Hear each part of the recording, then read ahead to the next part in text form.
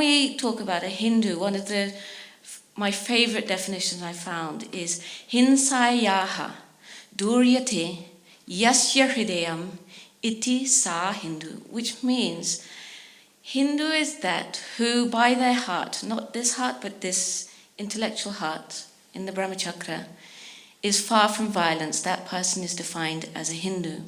So the whole foundation of our ancient living tradition is based on knowledge, stable wisdom, control of the senses, truthfulness, non-stealing, cleanliness, and a stable intellect.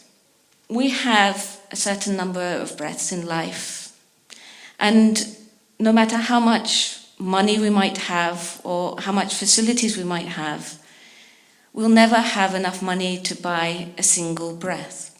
And so whatever we do with development and technology, in every single breath, whether we're a financier or a developer or a user, we always must use the breath to the highest of our capacity at that moment in time. But you can look at the statistics for what proportion of the population is still living in absolute poverty. And of course, there are still too many people living in poverty, but comparatively few people nowadays die of starvation. We have more people dying, in fact, of obesity rather than starvation. If we put all of that on a single graph, along with various other historical factors, such as the fall of the Roman Empire, the Genghis Khan's expansion and killing maybe 9% of the world's population in the wake of things, actually the only thing that shows up in these economic metrics is the impact of the Industrial Revolution. So I finished looking backwards, and I'll spend the rest of my time looking forwards. It's because I think we're about to see something similar to what happened in 1800 in terms of a seismic change in human capability into a scenario that I call superabundance, sustainable superabundance. That if the values and the thinking are rooted to the technologies of a previous era, then what we ask for and what we do may not at all be well suited to the challenges of today's technology.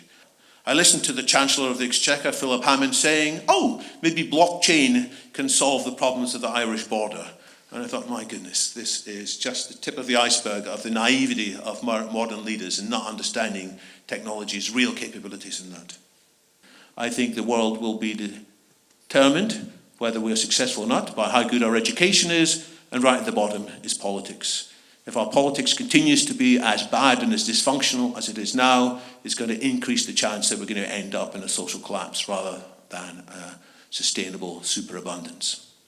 One thing that hasn't changed in the millennia before us, and even through the remarkable changes of the last 250 years, one thing that hasn't changed is actually really human behavior. Some of you may be aware of one of the worst ecological disasters on the planet in recent times. This is a picture of the Aral Sea in Central Asia, borders Uzbekistan and Kazakhstan. In 1989, it was the fourth largest inland lake, 600,000 square miles of sea, disappeared in 25 years. What would result in a societal collapse, and if so, what would that look like? There is the possibilities of extreme weather, which we're already seeing. It means that parts of the world are seeing lots of climate refugees, people who want to move with greater pace and greater alacrity to elsewhere. That puts on more pressure onto governments all over the place. And then it's a question of, are our governments going to respond just to populist and short-term and sensationalist possible approaches, or are we going to be able to have a deep, thoughtful discussion about them? Thank you. So what is it that we need to do to develop the mental maturity required? I don't know how many people know, but Harvard has recently produced a report about the Sanskrit effect, showing that there is increased grey matter in the brain after memorization of the Sanskrit mantras. Bringing Dharma into our practical daily life, but not just as a rule and ritual basis, but developing our intellect, developing our mind, expanding our consciousness from inside, connecting to the soul, is I can only see this as the only way forward to self-regulate technology. Are startups looking into, well, actually people are asking us to develop these apps or these technologies that help them focus or become more mentally mature? From my experience, the phenomenal entrepreneurs that I've come across almost invariably are driven by a need to fill a gap. From their own perspective, whether it's driven by a particular discovery or a perspective of a gap or of a need. And those ones tend to be more successful, obviously. As to whether there is any, well, I certainly haven't seen any real desire to be able to say, this technology, society doesn't need this type of technology. I haven't seen that. It's driven by a desire to progress for wealth. Is it fair to leave that responsibility on the individual and say, well, you have to develop the maturity to deal with this hugely addictive technology that we've spent billions developing? I think we need to help each other here. We need to be able to occasionally find ways to intervene with our friends and family in the right way to help our friends and family be the better people that they could be. We're spending lots of money paying the cleverest people on the planet to find ways to make us stay online longer. And of course, it's found out that we'll tend to stay online longer if we get more emotionally upset, we get more emotionally riled. And so naturally, the effect of being online is to push us into these more powerful emotional states when actually we often do things that our better selves would wish that we didn't do. I think there are more applications that could help to be like guardian angels. Already when we type sometimes, the word processor will underline something we've typed wrongly. It'll say you've misspelt that or you're using bad grammar. Increasingly it's going to say, consider saying it like this instead in a way that's going to be more friendly. And occasionally it's also going to say, actually, what you've just written, you think is correct, but it's well known to be false. You're passing on fake news. Don't do it. Well, the developers also have the motivation, it's a financial motivation, right? Yes. Because seeing again is that form of happiness coming through to them. But if they have that level of internal development, of that unity within themselves, that clarity, and to enable them to inspire things for greater good, greater benefit, and with that internal expansiveness, automatically it takes into account, because it sees further, it intuits further away, so it can see the consequences of what they're doing in a greater light, because it has that light inside when there's that clarity of intellect. Basically, global warming is a really serious issue that a lot of people don't really have a lot of knowledge about today. I mean, there are a lot of people that say, it's like a hoax. Could you just go over, the finer aspects of why it's such a big threat to, countries as a whole, and, maybe explain, how it poses a danger to people around the world? I don't think most people realise quite how serious global warming could become in a short period of time. Most people sort of imagine a linear projection where we're gradually increasing the temperature and it's gradually going to increase again. But there could be positive feedback cycles that in a short period of time we could suddenly increase much more rapidly. That has happened in geological times.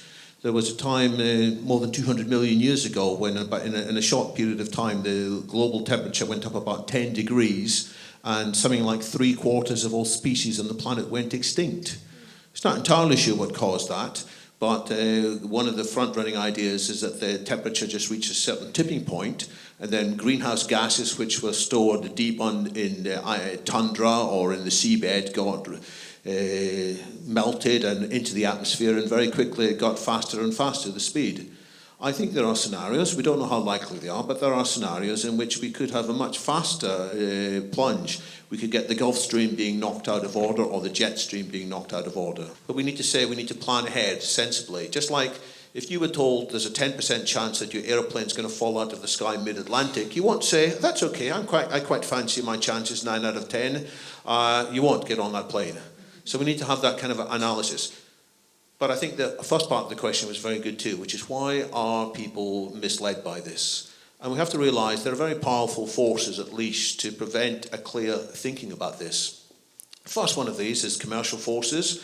There are many corporations in which it benefits people if they can keep on doing the same as they're already doing. So in the oil companies, Exxon has known for a very long time that there is some effects of global warming. But each generation of managers thinks, well, you know, let the next set of managers sort this out. I want to keep on our current trajectory because I will get my bonus this time round. And so they have much the same way that the tobacco industry confused matters for a long time in terms of the connection between smoking and cancer. They have sought to sow confusion. Even more fundamentally, there is a fear of global control. Many people, especially in America, but we get it in UKIP as well, in Britain, the reason they dislike, and Nigel Lawson is amongst them as well, the former Chancellor, the reason they dislike the theory of global warming is they're afraid. If global warming is true, we're going to need some amount of world government, some amount of world coordination to stop it. And they hate the idea of a world government or world coordination so much that it makes them clutch for all kinds of arguments against. And what we need to show is how there can be a sensible amount of world cooperation, which doesn't require some dictatorship of the United Nations, but a sensible kind of standard-setting body. And we can point to positive examples in the past when the world cooperated to solve the ozone layer, when the world's able to cooperate on things like organising the next Olympics and the next World Cup. You know, we do that without having a dictatorial world government. We should be able to do the same with carbon pricing. You've touched upon a point where a president or a manager that's only going to be there for a limited period of time can leave these things to beyond their tenure. How do you solve that? Is it that our democracy needs to evolve with our technology? Does our reward system, our capitalistic system, need to adjust so that we're rewarding certain types of behaviour and certain types of technological advances? How do we directly target problems like global warming, improving education for our children? Well, I personally have less confidence in the geopolitical organisations like the United Nations and others in order to organise themselves and collective leadership to solve some of these fundamental problems at the pace that I believe, and many do, that need to be solved at. However, when you think about let's call it the democratization of technologies, the access to expertise and knowledge, and when you combine that with consumer power, then I think there's an economic power, which is probably the one language that the vast majority of the planet understands. Then perhaps it needs to be flipped around, where a greater collective conscious movement, people power, if you want to call it, an example of Me Too, that really drives the behaviour from the grassroots upwards. Clearly, the influencing machinery of the internet and social media and other means of communication are being turned upon ourselves, for sure. There's enough body of knowledge and experience and expertise that action could be taken, but actually organised from the ground up. We know that in history, civilizations have collapsed. I'm thinking about the Western Roman Empire, when it collapsed and what happened to Western Europe for 1,000 years. So we certainly know that not only can we slow down, but we can actually regress if we get this badly wrong. And so maybe, one, your views on that, two, how likely you think that is, and three, what institutionally should we be doing in order to prevent that? I think, as I said, there's a 30% chance we'll have a terrible collapse in society worldwide by the middle of the century. 30%, a third. At least a 30% chance. You agree with that? In fact, if world politics keeps on going badly, as it's been doing in the last few weeks, that probability is going to increase, sadly. 30% you'd agree with? I would say something. 30% is big. It's high, right? It's enough. It should be enough to make us all sit up and think about this more fundamentally. Well, one of the things that maybe just been watching too much Star Trek, but one of the things that in a way inspires me is that as machine intelligence continues to develop, that should call it that super intelligence, holistic experience that'll exist, that we can access, perhaps will become let's call it a balancing force, such that perhaps that 30% might not happen. Okay, I mean, 30% is fairly high. What would that look like? Vladimir Putin, well-known political philosopher, said recently that the country that leads in artificial intelligence will rule the world. If Vladimir Putin feels that his enemies are encroaching on him, just to pick one hypothetical example, he might unleash the next generation of GRU people, not just spreading Novichok, but something worse than Novichok. And it could be driven by artificial intelligence, which unfortunately could have bugs in it. So instead of just having the blue screen of death, I don't know if you've ever seen the blue screen of death on your PC when it crashes, we might have the whole of Western society, the whole of the world society, suffering a blue screen of megadeath, with all our infrastructure collapsing, with poisonous chemicals being unleashed. The problems that I'm talking about now deserve to be much higher up the set of political agendas. What politicians are spending most of the time worrying about is, frankly, very small and pathetic compared to what we should be worrying about. And at the same time, we need to be able to point a very positive vision of a better world. We're going to get to a better world if we have a vision of a better world. If we don't have a vision of a better world, people are going to clutch onto false visions instead, such as Make America Great Again. How do we, as an audience, prepare for this, educate the next generation so that they become the generation that develops these answers, that produces these answers? Undoubtedly, one of the prime answers is through education. Now, the word education itself is not what we understand it to be. It doesn't mean go to school, stuff yourself full of books and come out. Education comes, of course, from the Latin word educare, meaning to bring out. And there's not enough of self-development and holistic education in the modern education systems on a global scale. It's improving, but there's a lot more emphasis going to be needed on the self-development of children on an individual basis, but bringing that sense of society in them, enable to have that stable intellect, that clarity, that development of wisdom on an inner level, enabling them to be psychologically balanced, because balance at the end of the day is the key, both in use and in terms of individual state of mind and intellect. Certainly, I think that the future vision of a flourishing society will look very, very different from one that we're accustomed to today, a largely consumer-driven, wealth-driven society, to one that is elevated in consciousness. The transition from the here to there, I suspect, will be a traumatic one. So we're going to have very hard decisions to take, shortcuts to things like maybe a shortcut to enlightenment. Maybe there are ways in which we could use smart drugs or music or electric helmets to stimulate people to more quickly bring people to the state of enlightenment. Is that cheating or not? Is that something we should do or not? We need to have that discussion.